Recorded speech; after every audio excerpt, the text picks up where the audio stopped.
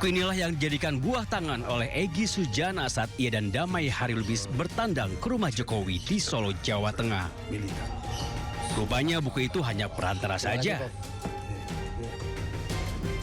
Menurut Sekjen Relawan Jokowi Muhammad Rahmat, Egy dan Damai datang ke rumah Jokowi untuk meminta maaf setelah keduanya menjadi tersangka kasus pencemaran nama baik terkait isu ijazah Jokowi. Memang betul Bapak Jokowi memberikan maaf kepada Bapak Egy Sujana dan Pak Damai Harilubis. Walaupun sudah mendapatkan maaf dari tuan rumah, namun menurut kuasa hukum Jokowi Yakub Hasibuan, pemberian maaf dari Jokowi tidak serta-merta berdampak terhadap proses hukum yang sedang dihadapi keduanya.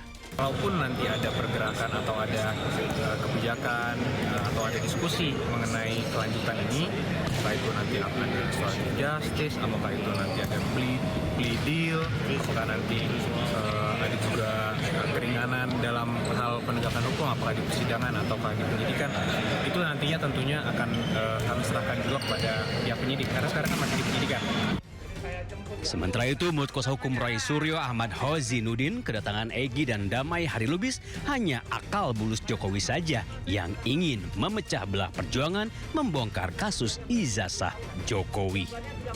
Yang kami menilai ini adalah bagian dari strategi Saudara Joko Widodo untuk memecah belah perjuangan dari tim kami, klien kami Roy Suryo dan kawan-kawan untuk bisa membongkar kasus ijazah palsu. Kami tidak ada kaitan, tidak ada kepentingan dan juga tidak ada relevansi dan tanggung jawab berkaitan dengan pertemuan antara Saudara Egy Sujana dengan Damai Harilubis dengan Saudara Joko Widodo di kediaman Jokowi di Solo. Bergulir sejak 2019, kasus dugaan ijazah Jokowi belum juga menemukan titik temu. 8 orang telah ditetapkan sebagai tersangka, termasuk Roy Suryo, Rismon Sianifar, dan Tifa Wijiatiasuma. Tim Liputan iNews melaporkan. Rakyat yang menentukan, yang punya kedaulatan, dan PD Perjuangan melalui peringatan HUT ke-53 ini melakukan kritik otokritik, memperbaiki ke dalam, mempertajam praksis ideologi, dan kemudian ya seperti penanganan bencana, setidak-tidaknya PD Perjuangan bergerak maksimum demi kemanusiaan tanpa mempertimbangkan aspek-aspek mereka memilih siapa. Jadi situasi saat ini bagi PD Perjuangan lebih baik kami berfokus untuk melakukan konsolidasi organisasi dalam seluruh aspek kehidupan partai sehingga ketika rakyat menghadapi kesulitan seperti bencana, kami turun dengan seluruh kekuatan dari partai. Itu yang menjadi skala prioritas kami. Terima kasih. Oke. Sebelumnya, pemirsa, Ketua Umum Partai Solidaritas Indonesia, Kaesang Pangarep, berambisi menjadikan Jawa Tengah sebagai kandang gajah. Ia yakin perolehan suara PSI akan meningkat di wilayah yang selama ini dikenal sebagai kandang banteng. Pemilu selanjutnya, Jawa Tengah kandang gajah.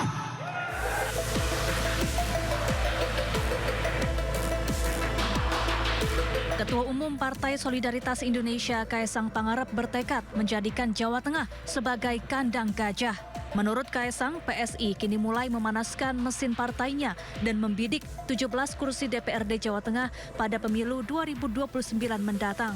Dengan percaya diri, Kaesang yakin perolehan suara PSI akan meningkat di wilayah yang selama ini dikenal sebagai kandang banteng atau lumbung suara PDI Perjuangan. Pemilu selanjutnya, Jawa Tengah kandang gajah. Wes rasa kandang-kandangan sing liyane. Tempatnya gajah itu sekarang di sini, ya. PSI hadir untuk masyarakat Jawa Tengah. Dari hasil rekapitulasi suara pemilu anggota DPRD Provinsi Jawa Tengah tahun 2024, PSI berada di peringkat 10 dengan meraih 2 kursi. Sementara di posisi pertama, PDI Perjuangan masih berkuasa dengan perolehan 33 kursi. Tim Liputan iNews melaporkan. Kaisang Pangarep mengisyaratkan masuknya Presiden ke-7 sekaligus ayahnya, Joko Widodo, sebagai Ketua Dewan Pembina DPP PSI. Isyarat tersebut disebutkan Kaisang pada penutupan Rakorwil PSI Jawa Timur.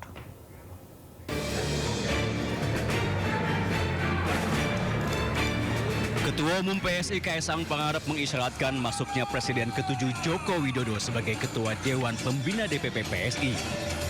Hal tersebut tersirat saat Kaisang memberikan arahan di hadapan para pengurus dan kader PSI Jawa Timur di Surabaya. Kaisang menyebut jajaran PSI daerah harus memperkuat struktur kepengurusan, dan setelah itu Ketua Dewan Pembina yang dirahasiakan namanya tersebut akan muncul. Dari Ketua Dewan Pembina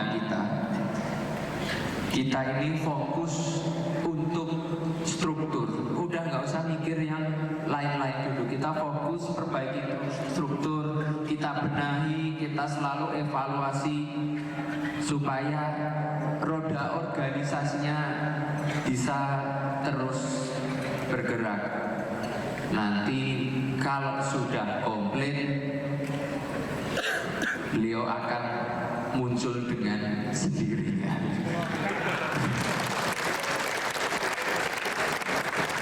Kalau sekarang kan masih ngumpet-ngumpet, walaupun nggak ngumpet-ngumpet juga ketahuan juga. Cuma nanti biar secara resmi. Kaisang menambahkan nantinya setelah diumumkan nama Ketua Dewan Pembina yang akan menjadi tokoh sentral PSI, elektabilitas PSI diharapkan akan semakin kuat. Dari Surabaya, Jawa Timur, Hari Tambayong, iNews melaporkan. Kita beralih ke informasi lain, pemirsa. Kuasa hukum Roy Suryo CS, Ahmad Hoizinuddin, menanggapi kedatangan dua tersangka kasus ijazah, Egy Sujana dan Damai Harilubis ke rumah Jokowi. Menurut Hoizinuddin, Jokowi tengah berstrategi memecah belah perjuangan. Kehadiran Megawati menandai dimulainya rangkaian acara Rakernas sekaligus peringatan HUT ke-53 PDIP. Megawati datang didampingi oleh Ketua DPP PDIP bidang ekonomi kreatif sekaligus sang putra Muhammad Prananda Prabowo.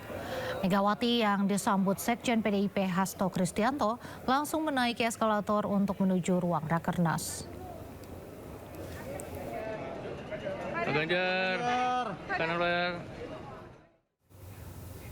Sekjen PDIP Hasto Kristianto menanggapi santai pernyataan Kaisang Pangarep yang bertekad menjadikan Jawa Tengah sebagai kandang gajah atau lumbung suara Partai Solidaritas Indonesia. Hasto menegaskan fokus PDIP. Sumber berita aktual tersaji lengkap di sini. Komisi Menko setuju Presiden Prabowo Subianto berencana kondisi arus lalu lintas terpantau dalam keadaan ramai dan lancar, begitupun untuk Sindo Today. Kapolres Pasuruan Jenderal disertai angin kencang. Pemerintah mengalokasikan anggaran sebesar 71 triliun. Mobil rombongan wartawan mengalami kecelakaan di Kota Malang, Batang. Sindosia. Korban meninggal dunia dalam timnas Indonesia masih berpeluang lolos ke Piala Dunia. Dua orang terluka dalam serangan udara Israel. Ibu kota Nusantara IKN merupakan tempat strategis. Sindo Sore. Api besar meluluh banjir setinggi 75 cm mulai masih secara bertahap. HT berjabat tangan dan berbincang akrab dengan Trump, Presiden ke-45 Amerika Serikat.